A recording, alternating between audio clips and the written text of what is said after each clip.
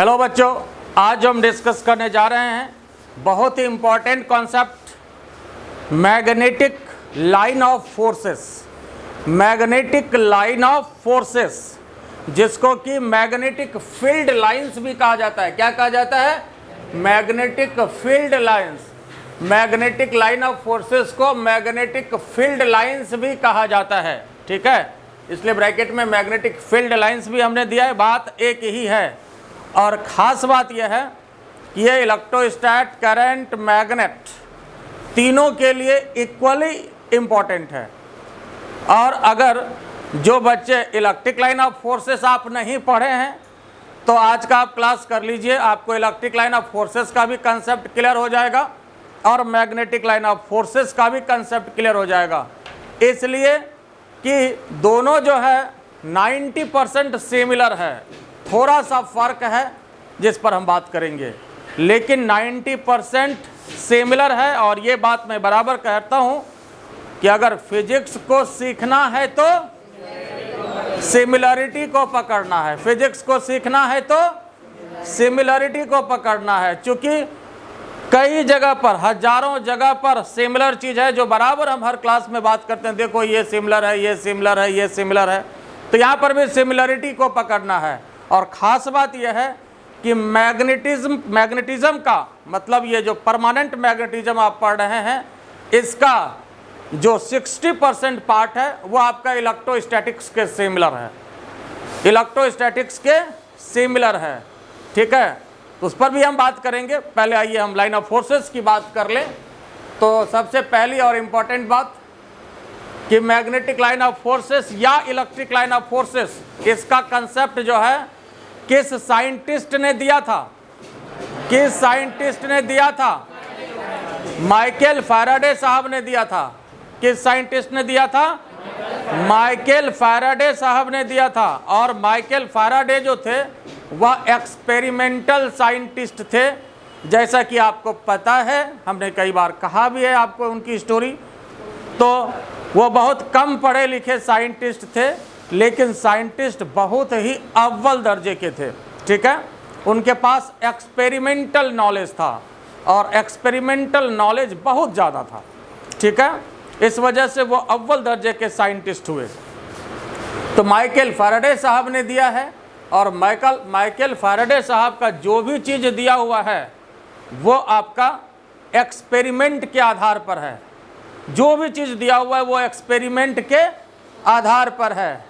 ठीक है, और इसके बाद एक टॉपिक भी आपको माइकल फैराडे साहब का पढ़ना है, इलेक्ट्रोमैग्नेटिक इंडक्शन। क्या पढ़ना है? Electromagnetic induction. वह भी जो है माइकल फैराडे साहब के द्वारा दिया गया है। ठीक है, वह भी माइकल फैराडे साहब के द्वारा दिया गया है। तो यहाँ पर देखिए, सबसे पहले माइकल फैराडे साहब ने जो दिया, मैग्नेटिक फील्ड को विजुअलाइज करने के लिए, मैग्नेटिक फील्ड को विजुअलाइज करने के लिए, ताकि आप उसको देख करके बता सकें कि मैग्नेटिक फील्ड कैसा है। कैसा है मतलब ऐसा नहीं कि गोरा है कि काला है। कैसा है मतलब स्ट्रॉन्ग है कि वीक है, कि यूनिफॉर्म है कि नॉन यूनिफॉर्म है ना? स्ट्रॉन्ग फील्ड है कि वीक फील्ड है, कि यूनिफॉर्म फील्ड है कि नॉन यूनिफॉर्म फील्ड है, कहाँ पर फील्ड ज़्यादा है, कहाँ पर फील्ड कम है। ये सारी बातें आप देख करके डिसाइड कर सकते हैं। लाइन ऑफ फोर्सेस को आप देख करके डिसाइड कर सकते हैं कि कहाँ पर कैसा फील्ड है। बात समझ गए ना? कैसा है मतलब गोरा काला नहीं, ये फील्ड का कैसा है। ठीक है, ओके, आई बात समझ में? तो अब यहाँ पर देखिए, मैग्नेटिक लाइन ऑफ फोर्सेस का जो डेफिनेशन है, जो इलेक्ट्रिक लाइन ऑफ फोर्सेस का डेफिनेशन है, वही डेफिनेशन इसका भी है, कोई परिवर्तन नहीं।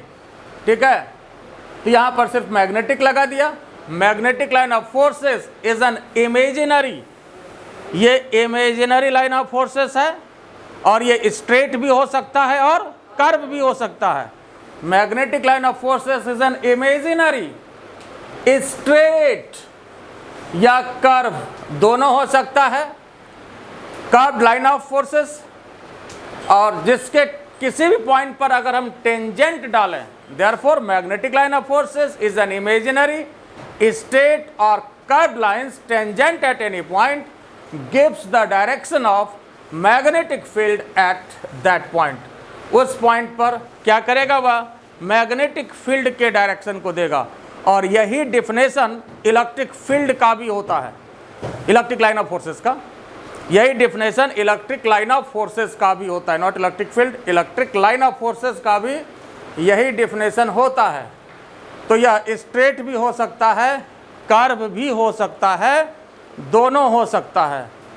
और ये इमेजिनरी तो है ही, ऐसा नहीं कि ये रियल लाइन ऑफ फोर्सेस है कि आप जिस पर आराम से साइकिल मोटरसाइकिल चला सकते हैं, जैसे आप बेंच पर बैठे हैं वैसे बैठ सकते हैं, ऐसा नहीं है। गिरोगे धड़ाम से तो मेरी कोई जिम्मेदारी नहीं है। बात समझ गया ना? ठीक है। हाँ नहीं, कुछ नहीं बोलता है, तुम क्या जवान आदमी है। हाँ तो बोला करो ना, लगे ना कि जवान आदमी बैठा हुआ है क्लास में, है ना? बात समझ गया ना? ठीक है।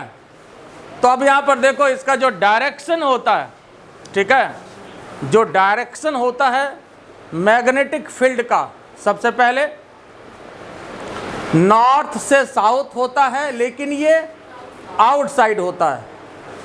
नॉर्थ से साउथ होता है, ये आउटसाइड होता है, बाहर बाहर। यहाँ भी देखिए हर जगह नॉर्थ से साउथ आउटसाइड होता है, और अंदर जो है ये साउथ से नॉर्थ होता है।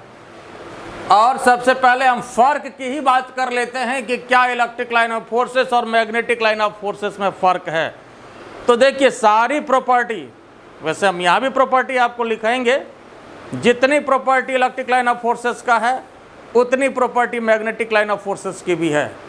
फ़र्क यहाँ पर इसी बात का है कि इलेक्ट्रिक लाइन ऑफ फोर्सेस जो है वह क्लोज लूप नहीं बनाता था, लेकिन मैग्नेटिक लाइन ऑफ फोर्सेस क्या करता है, ये देखिए, क्लोज लूप, नॉर्थ से साउथ, बाहर बाहर और भीतर भीतर, साउथ से, है ना, तो बाहर कुछ और है और भीतर कुछ और है। आई बात समझ में? बाहर कुछ और है और भीतर कुछ और है। तो यहाँ पर ये क्लोज लूप बनाता है, लेकिन इलेक्ट्रिक लाइन ऑफ फोर्सेस में क्लोज लूप नहीं बनता था। ठीक है।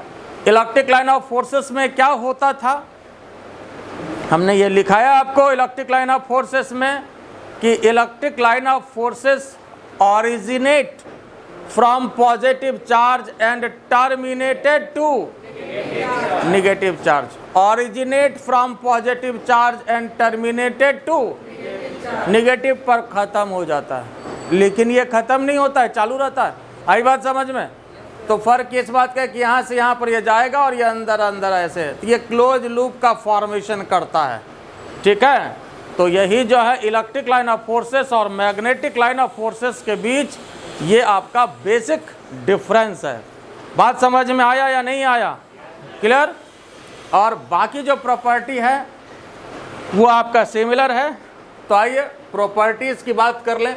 प्रॉपर्टीज़ लिख लीजिए और ये डायग्राम भी आप लोग बना लीजिए।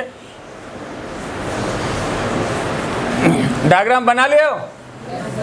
ठीक बात है। तो देखिए इसकी प्रॉपर्टीज़ में, properties of magnetic line of forces,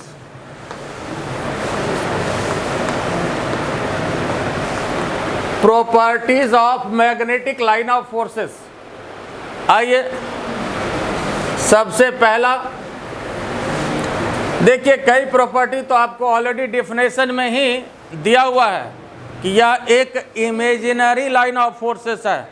point बढ़ाना हो तो यहाँ से भी आप एक दो पॉइंट तो निकाल ही लीजिएगा। ठीक है। मान लो जैसे मान लो एग्जाम में पूछता है, खास करके ये बोर्ड एग्जाम के लिए बहुत ज़रूरी है।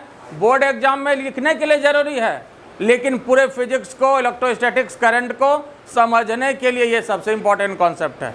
इवन कॉम्पिटिटिव एग्जाम में भी पूछा जाता है, ऐसा नहीं कि बोर्ड के लिए ही, सब जगह के लिए है। तो यहाँ देखिए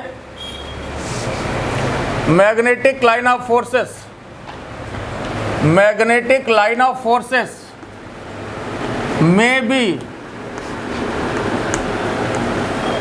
मे बी स्ट्रेट और कर्व, दोनों हो सकता है, स्ट्रेट भी हो सकता है, कर्व भी हो सकता है, और दूसरा it is imaginary line of forces, imaginary line of forces, या जो है इमेजिनरी लाइन ऑफ फोर्सेस है, या इमेजिनरी लाइन ऑफ फोर्सेस है, ये रियल नहीं है, ये इमेजिनरी है। और डायरेक्शन जो इसका है नॉर्थ से साउथ, आउटसाइड, है ना, इस बात को लिख लीजिए। Direction of magnetic line of forces, magnetic line of forces, direction of magnetic line of forces is north pole. Direction of magnetic line of forces taken from North Pole to South Pole, from North Pole to South Pole। Direction क्या होता है? North pole से south pole, लेकिन outside, but south pole to north pole inside the magnet।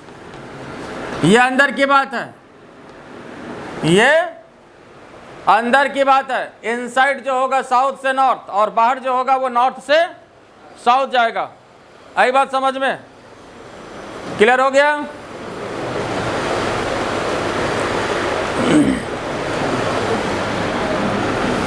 और यही कारण है कि magnetic line of forces close loop बनाता है।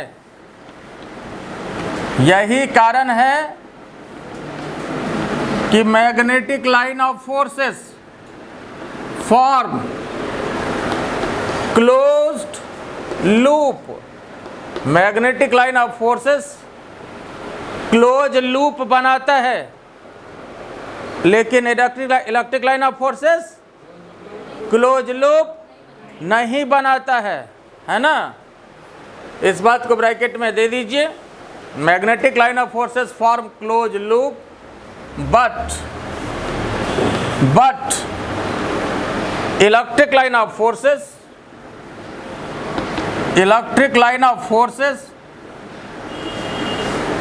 does not form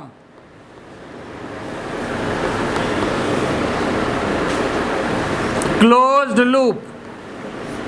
Electric line of forces does not form closed loop। और ये बेसिक डिफरेंस है। दिस इज बेसिक डिफरेंस, और यह जो है बेसिक डिफरेंस है, basic difference between electric line of forces and magnetic line of forces. Electric line of forces and magnetic line of forces, यह जो है बेसिक डिफरेंस है इलेक्ट्रिक लाइन ऑफ फोर्सेस और मैग्नेटिक लाइन ऑफ फोर्सेस के बीच में। बात समझ में आया या नहीं? चूंकि इलेक्ट्रिक लाइन ऑफ फोर्सेस में क्या होता था, पॉजिटिव से स्टार्ट निगेटिव पे फिनिश, है ना, इलेक्ट्रिक लाइन ऑफ फोर्सेस में। लेकिन ये फिनिश नहीं होगा, बल्कि एकदम ऐसे चलेगा और भीतर भीतर ऐसे क्लोज लूप, या ऐसे क्लोज लूप, है ना, क्लोज लूप बनाएगा, है ना, पूरा गोल घूम जाएगा।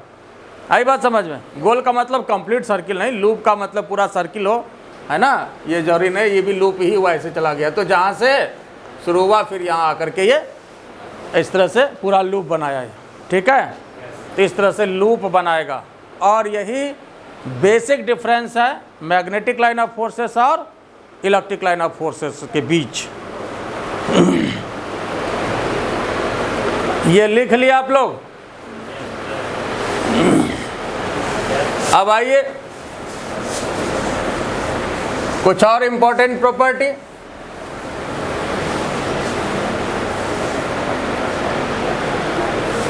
देखो, नंबर अपना जो भी हो दे लेना है ना, नंबर दे लेना है 5 नंबर में। तो यहाँ देखिए, अगर हमने कहा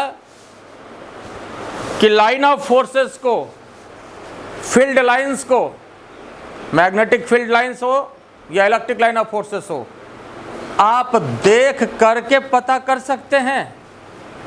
ये खासियत है लाइन ऑफ फोर्सेस की, है ना, ये खासियत है लाइन ऑफ फोर्सेस की। आप देख करके पता कर सकते हैं कि वहाँ पर इलेक्ट्रिक फील्ड स्ट्रॉन्ग है कि वीक है, कैसा है, यूनिफॉर्म है कि नॉन यूनिफॉर्म है, कैसा है। ठीक है, आप देख करके पता कर सकते हैं। देखो, जैसे अगर इस तरह की बात हो, इस तरह का अगर यहाँ पर फील्ड हो, सपोज ऐसा फील्ड हो,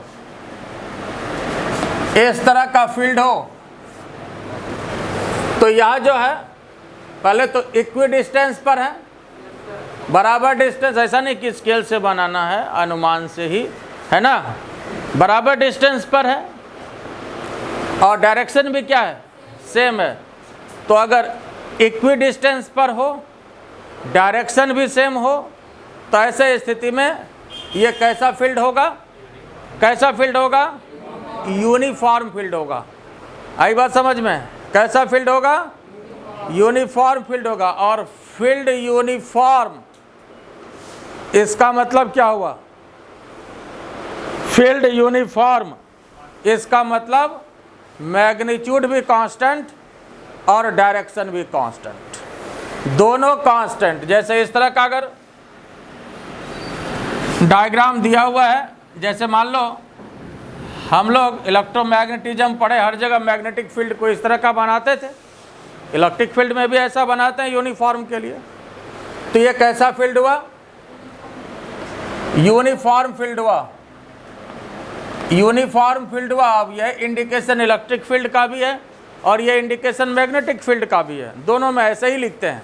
ठीक है, और यूनिफॉर्म का मतलब क्या हुआ कि मैग्नीट्यूड भी कांस्टेंट और डायरेक्शन भी कांस्टेंट, मैग्नीट्यूड भी कांस्टेंट और डायरेक्शन भी कांस्टेंट, दोनों कांस्टेंट हो गया। नहीं, मैग्नीट्यूड, इसका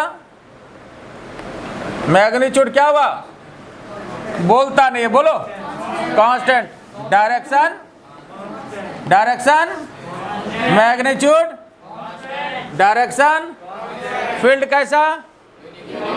अच्छा, जरा फिर दूसरा दे रहा है, इसमें बताना, तो लिखना नहीं, समझो पहले।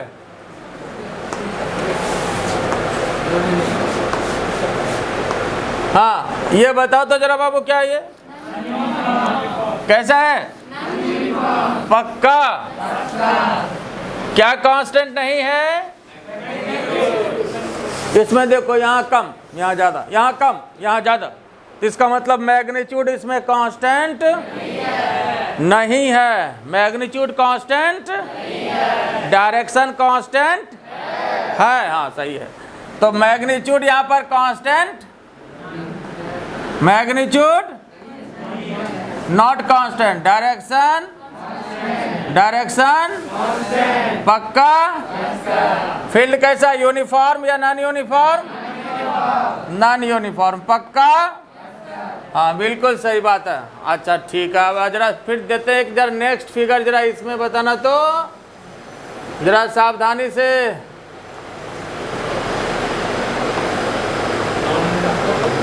बोलो, ये यूनिफॉर्म या नॉन यूनिफॉर्म, यूनिफॉर्म या नॉन यूनिफॉर्म, यूनिफॉर्म पक्का, uniform non uniform,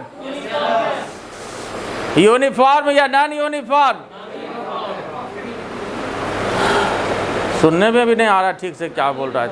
non uniform, अच्छा पक्का, तो ठीक बात है। यह जो फील्ड है ये नॉन यूनिफॉर्म है ना। कुछ ऐसा जगह जहाँ पर कि जो है बड़ा हिसाब से बोल देता है तुम लोग, जैसे नहीं बोलते हैं इंक्रीज करेगा कि डिक्रीज करेगा, खाली बोलेगा ईज करेगा। आप लीजिए ना, अभी इंक्रीज है डिक्रीज आप समझते रहिए, ईज करेगा, है ना। तो यूनिफॉर्म नॉन यूनिफॉर्म में जो है नॉन सुनाई भी नहीं पड़ेगा, बाद में नॉन लगाए थे तो, है ना, बात समझ गया। तो ये नॉन यूनिफॉर्म है। कारण क्या हुआ इसका नॉन यूनिफॉर्म होने का? कारण क्या हुआ? कारण क्या हुआ? डायरेक्शन बदल रहा है, चूंकि ये कर्व है। क्या ये क्या है? मतलब ये जो है कर्व है, जैसे सर्कुलर पाथ होता है। अब पूरा सर्किल हो जरूरी नहीं, तो अगर कोई भी कर्व्ड पाथ होता है तो उसके हर एक पॉइंट पर डायरेक्शन बदलता जाता है according to concept of circular motion. हम जानते हैं हर एक पॉइंट पर डायरेक्शन बदलता जाता है। होता क्या है? ठंडा हो गया रे, हाँ टेंजेंशियल होता है, बिल्कुल सही बात। हर एक पॉइंट पर डायरेक्शन बदलता जाता है। होता क्या है? तो हर एक पॉइंट पर, तो जहाँ देखना हो देख सकते हैं कि नहीं देख सकते हैं? जहाँ देखना हो कैसे देख सकते हैं? यहाँ पर टेंजेंट खींच दें, देखो इसका डायरेक्शन इधर, आई देखो तो किधर चला गया। अब देखो तो ये चला गया बनारस, ये चला गया दिल्ली, अलग अलग रास्ता हो गया ना दोनों, तो डायरेक्शन सेम नहीं है ना। डायरेक्शन सेम, हाँ मैग्नीट्यूड सेम मान लेते हैं, चलो ठीक है, मैग्नीट्यूड सेम है, लेकिन डायरेक्शन तो देखने से लग रहा है कि सेम नहीं है। तो मैग्नीट्यूड सेम है, बात सही है, मान लिया, है ना, मैग्नीट्यूड कांस्टेंट, लेकिन डायरेक्शन इसमें क्या है?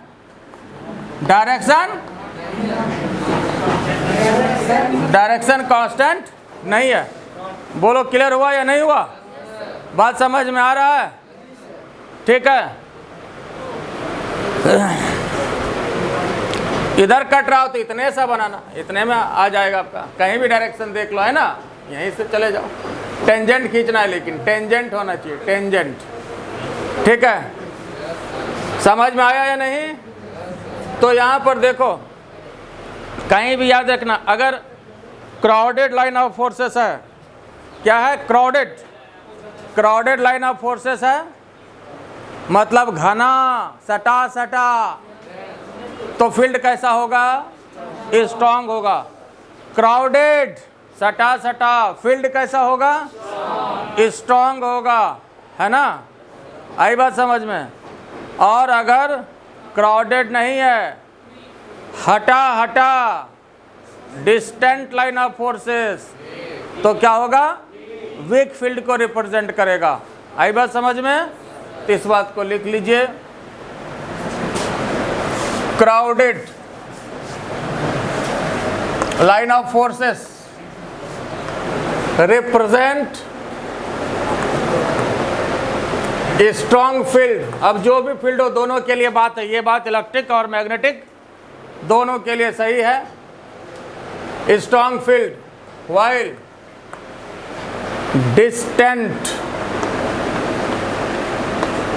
Distant line of forces represent क्या? Distant line of forces represent क्या?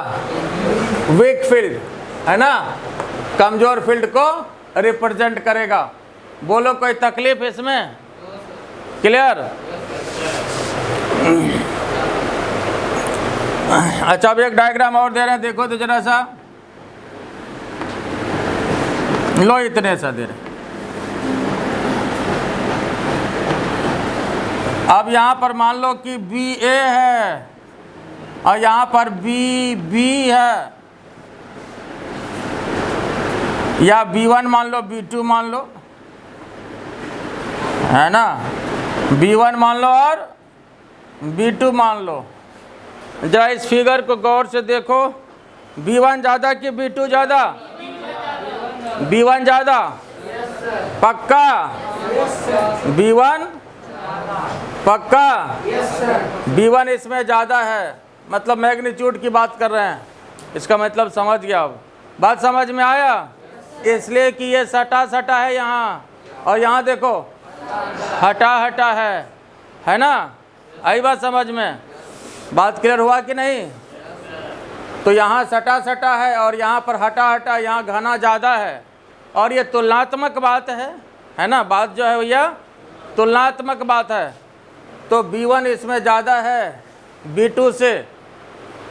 एक बार यही क्वेश्चन IIT में पूछा है, बताओ इसमें कोई दम है ना? वही दे दिया कि B1, 4 ऑप्शन दे दिया, B1 ग्रेटर देन B2, लेकिन कंसेप्ट तो होना चाहिए तभी बता सकते हैं, है ना? क्वेश्चन तो बहुत आसान है, लेकिन जानने के बाद आसान है ना? B1 is greater than B2, B1 is less than B2, equal to B2, इस टाइप से करके एक बार IIT में क्वेश्चन पूछ दिया है।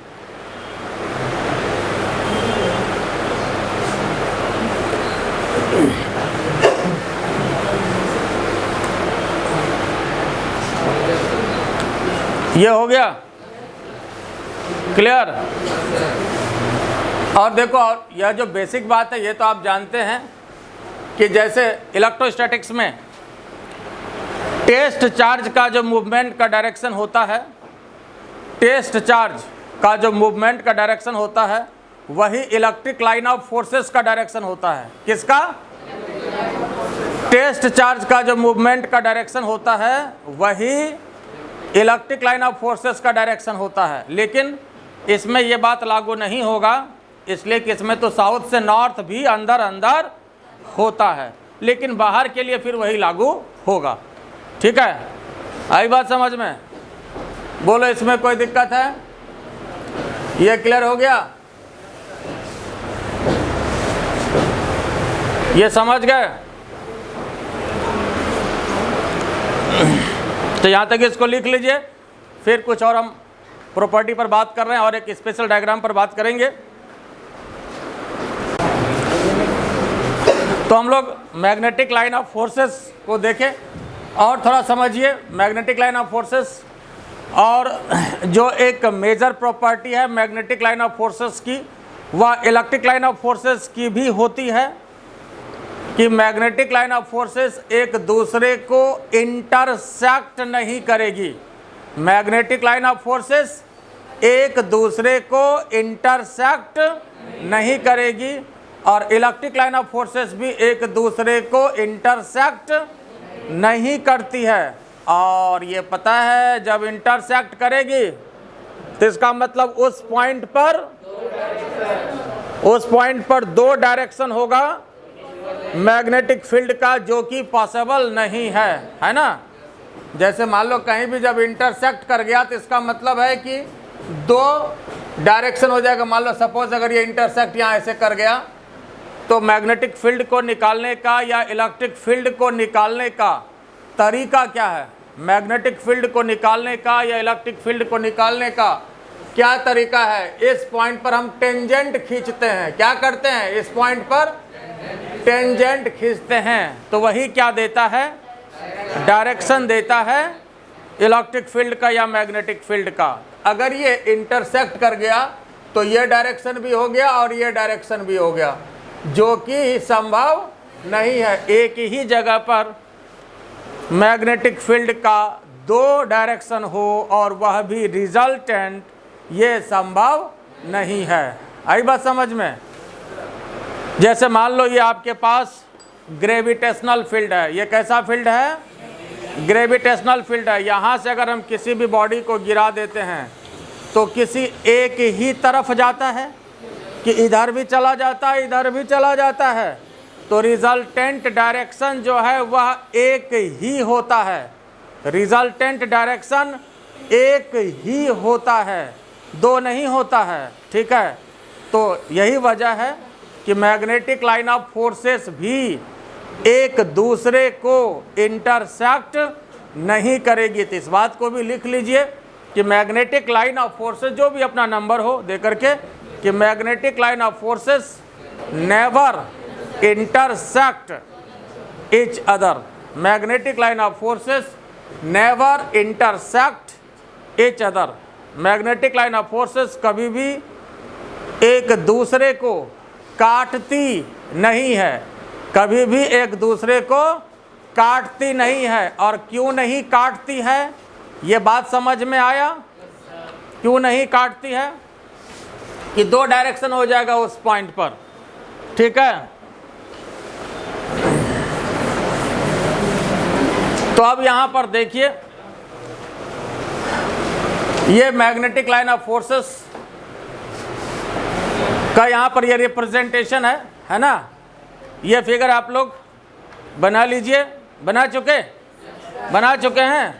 चलिए, नितेश बढ़िया फोटो बनाया है ना, तो इसलिए इसको बढ़िया से समझिए, बड़ा मेहनत करके बनाया है और अच्छा बनाया है। तो चलिए देखिए, आइए यहाँ जो है ये आपका नॉर्थ पोल है, ये साउथ पोल है, ये साउथ पोल है और ये नॉर्थ पोल है। अब ये जैसे कंबाइंड मैग्नेट है, मतलब दो मैग्नेट को एक साथ, है ना, दो मैग्नेट एक साथ, प्रैक्टिकल तौर पर ऐसे समझिए।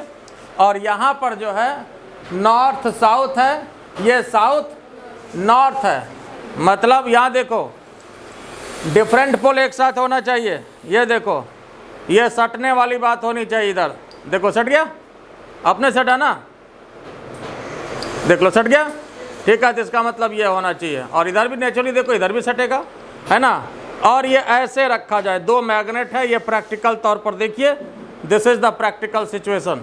तो इसका जो लाइन ऑफ फोर्सेस है वो आपका कैसे जाएगा। सबने कहा ये इमेजिनरी है, ऐसा ही नहीं कि आपको यहाँ पर ये दिखाई पड़ेगा, ये तो इमेजिन किया गया है ना, या इमेजिन किया गया है मैग्नेटिक फील्ड को विजुअलाइज करने के लिए, समझने के लिए। यह एक इमेजिनरी है। मान लो आप इमेजिन करते हो कि हम देश के प्रधानमंत्री हैं, तो यूनाइटेड नेशन ऑर्गेनाइजेशन का तुम ही जाएगा भाषण देने के लिए, आई बात समझ में। तो इमेजिन तो कुछ भी कर सकते हैं, है ना, आई बात समझ में। तो वहाँ तो मोदी जी जाएंगे या जो भी जाए, हम लोग तो नहीं जाएंगे। चलिए ठीक बात है। तो यहाँ जो है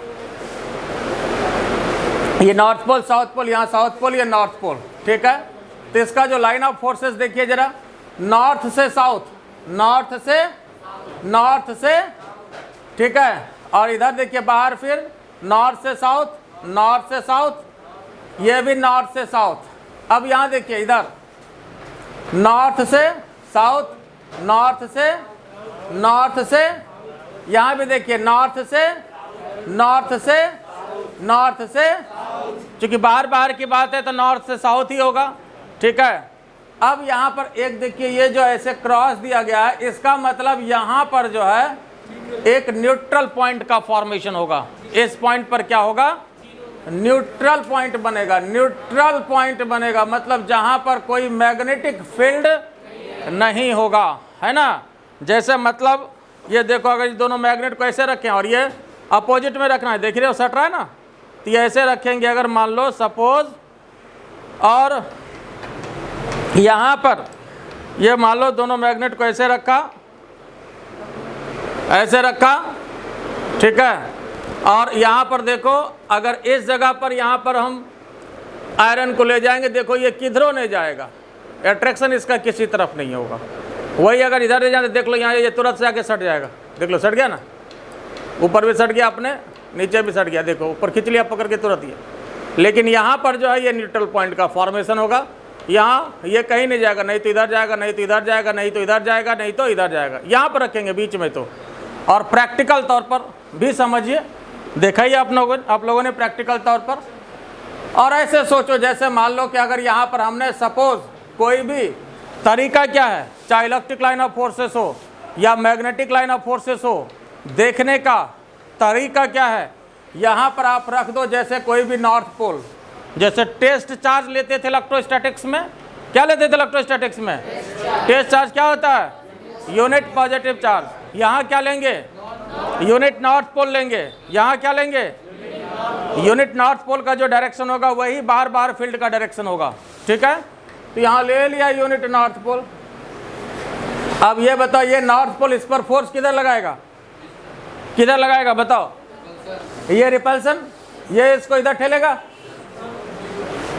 आई क्या कहेगा, आजा, तो क्या कहेगा, ये भी इसको इधर रिपेल करेगा, ठीक है।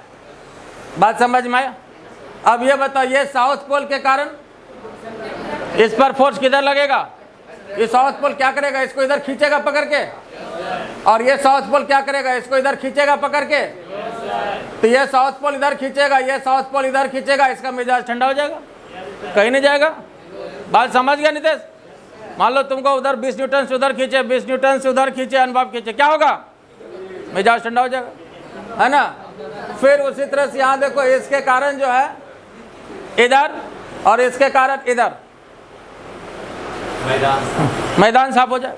इस वजह से यहाँ पर प्रैक्टिकल तौर पर न्यूट्रल पॉइंट बना। अब बात समझ गए ना। और इसको ऐसे भी करके देख सकते हो, मैग्नेट को ऐसे रख करके देख लो, है ना। तो ये जो बीच का पॉइंट यहाँ पर बनेगा ये न्यूट्रल पॉइंट होगा। यहाँ पर अगर कोई भी लोहा रख दोगे, मान लो लटका के ही रख दो, जैसे रख दो, ये कहीं नहीं जाएगा। आई बात समझ में? कोई दिक्कत इसमें? क्लियर?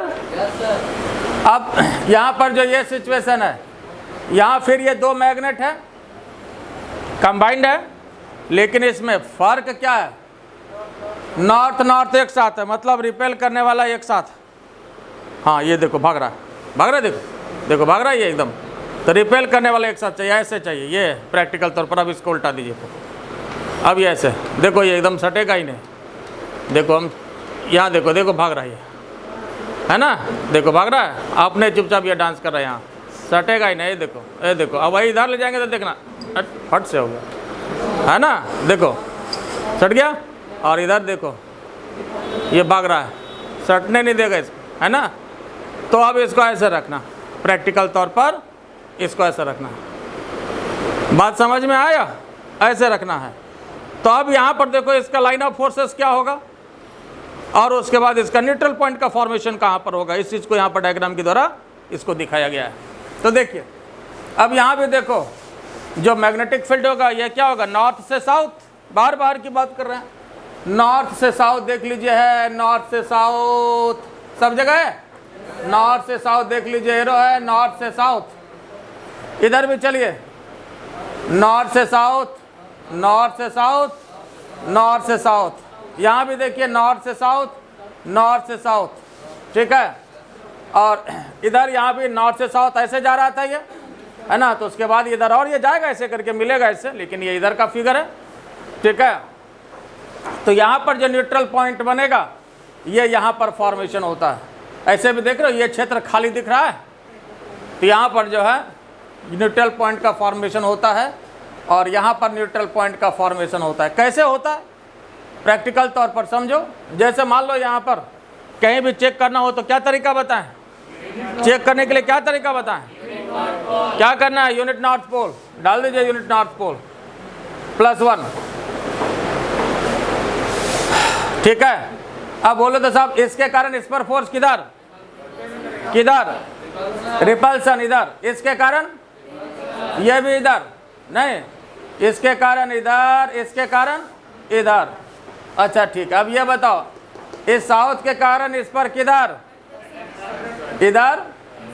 इस साउथ के कारण इधर, इधर। ये दोनों मिलकर के इसका रिजल्टेंट किधर? इधर। और ये दोनों मिलकर के इसका रिजल्टेंट किधर? इधर। तो इसका मतलब ये दोनों मिलकर के अब क्या करेगा? इसका मैदान साफ कर देगा। रिजल्टेंट क्या हो जाएगा? हो जाएगा या नहीं होगा? बोलो, बात समझ में आया या नहीं आया? आ गया। अब फिर यहाँ पर देखो, प्रैक्टिकल तौर पर यहाँ देखो, यहाँ पर चलिए, यहाँ पर हमने फिर यहाँ पर क्या लेंगे? +1, मतलब unit north pole. Unit test charge electrostat में लेते हैं, यहाँ पर यूनिट नॉर्थ पोल।